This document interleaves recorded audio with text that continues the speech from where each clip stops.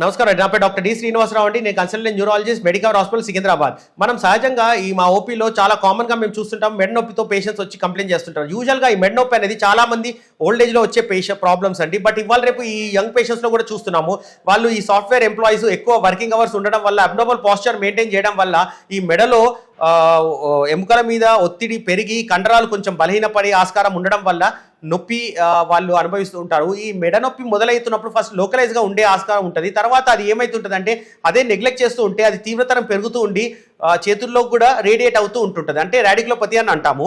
So ఇవి ముందు బరువుగా అనిపిస్తుంటుంది మెడ, తర్వాత సూదుపోట్లు లేక నమ్నెస్, పారాసిస్, టింగ్లింగ్ సెన్సేషన్స్ ఇవన్నీ కూడా పేషెంట్ కంప్లైంట్ చేస్తూ ఉంటాడు. యూజువల్గా ఈ మెడలో నుంచి నరాలు చేతుల్లోకి వెళ్తుంటాయి కాబట్టి ఫస్ట్ ఇనిషియల్గా వాళ్ళ చేతులలో కూడా నమ్నెస్, ఈ టింగ్లింగ్ సెన్సేషన్, ఈ తిమ్మిర్లు రావడం అనేది సహజంగా కామన్ ప్రాబ్లమ్స్ వాళ్ళు కంప్లైంట్ చేస్తూ ఉంటారు. సో ఈ మెడనొప్పి వచ్చిన పేషెంట్స్ కంపల్సరీగా రెగ్యులర్గా ఇమీడియట్గానే న్యూరాలజిస్ట్ని సంప్రదించి ఒక సింపుల్ ఎక్స్రే చేసుకోవడమో లేకుంటే ఎంఆర్ఐ స్కాన్ చేసుకున్నప్పుడు మనకు అది ఎంత తీవ్రతరం ఉందనేది ఒక అంచనాకు వస్తామండి.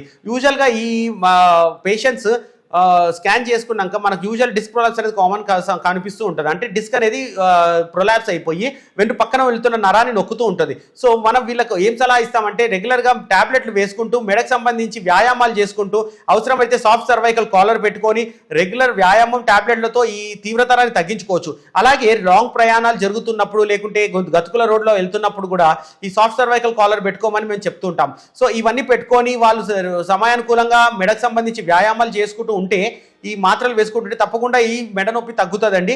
కంపల్సరీ సర్జరీకి వెళ్ళాల్సిన అవసరం లేకుండానే మందుల ద్వారా తగ్గించవచ్చు. ఒకవేళ తీవ్రతరం ఎక్కువైపోయి మంటలు, నమ్నెస్, తిమ్మిర్లు ఎక్కువైపోయి లేక పట్టుకోల్పోవడము లేకుంటే వాళ్ళకు కంటిన్యూస్గా ఉండడము అలాంటి సందర్భంలో జరిగినప్పుడు ఎంఆర్ఐలో తీవ్రంగా డిస్క్ ప్రొలాప్స్ అయ్యి నరాన్ని నొక్కుతున్నప్పుడు కంపల్సరీగా మనం వాళ్ళకు సర్జరీకి వెళ్ళాలని సూచన ఇస్తాం. సో మెడ నొప్పి వచ్చిన పేషెంట్స్ ఎవరు కూడా నెగ్లెక్ట్ చేయకుండా టైంకి మాత్రలు వేసుకుంటూ నెక్ ఫిజియోథెరపీ చేసుకుంటూ అవసరం ఉన్నప్పుడు తీవ్రతరాన్ని అంచనా వేసుకొని వైద్య పర్యవేక్షణలో జరుగుతూ ఉంటే న్యూరాలజిస్ట్ సంప్రదించి ఆ స్టేజ్ వైజ్ ట్రీట్మెంట్ జరుగుతూ తీవ్రతరం పెరిగినప్పుడు సర్జరీ చేసుకొని ట్రీట్మెంట్ చేసుకోవాలని కోరుకుంటానండి. Thank you.